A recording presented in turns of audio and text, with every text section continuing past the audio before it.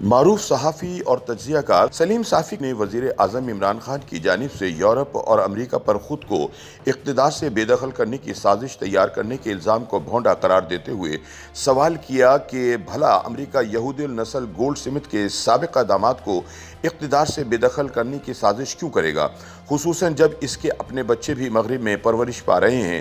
سلیم صافی کا کہنا ہے کہ امریکہ بھلا پاکستان کے دفاعی اداروں کو متنازع بنانے، عدلیہ کے وقار کو خاک میں ملانے، الیکشن کمیشن کو بے توقیر کرنے، میڈیا کو بے وقت کرنے اور پاکستان کو عالمی تنہائی کا شکار کرنے والے عمران کو کیوں نکالنا چاہے گا۔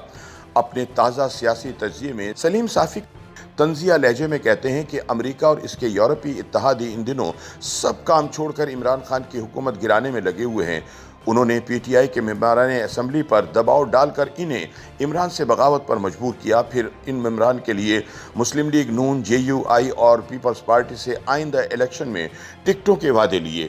امریکی صدر بائیڈن اور برطانوی وزیر اعظم بورس جانسن نے پہلے آصف زرداری، شہباز شریف اور مولانا کی ملاقاتیں کرائیں اور پھر قاف لیگ اور ایم کیو ایم سے ان کی ڈیل کروائی۔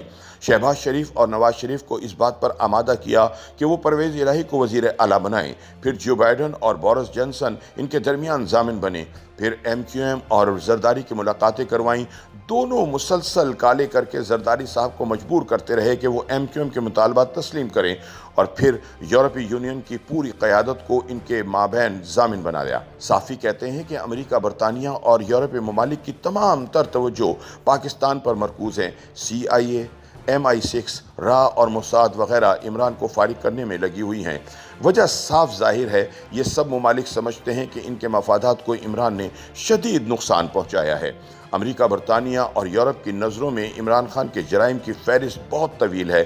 وہ اچھی طرح جانتے ہیں کہ کسی انسان کا سب سے بڑا سرمایہ اس کی اولاد ہوتی ہے، اور عمران کے بیٹے برطانیہ میں یہودی گولڈ سمتھ کے گھر پرورش پا رہے ہیں۔ وہ جانتے ہیں کہ انہوں نے لندن کے میئر کے انتخاب کے لیے پاکستانی نژاد محمد صادق کے مقابلے میں گولڈ سمتھ کے بیٹے جیک سمتھ کو سپورٹ کیا۔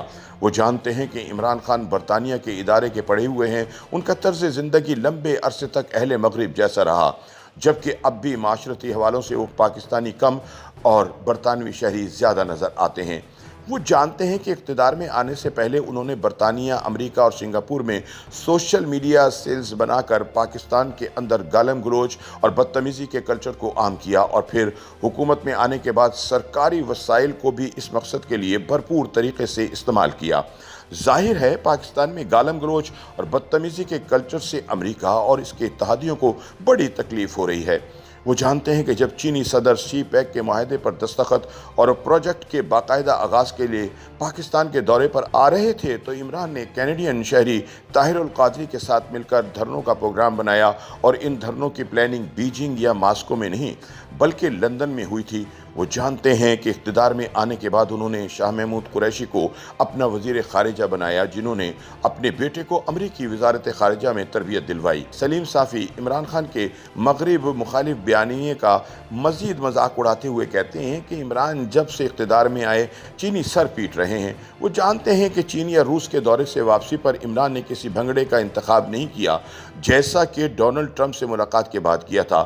وہ جانتے ہیں کہ عمران ٹرمپ سے ملاقات کی خوشیاں منا رہے تھے اور نریندر مودی نے مقبوضہ کشمیر کی حیثیت تبدیل کر کے اسے ہڑپ کر لیا، لیکن انہوں نے صرف ایک سڑک کا نام بدلنے پر اکتفا کیا اور تماشا دیکھتے رہے۔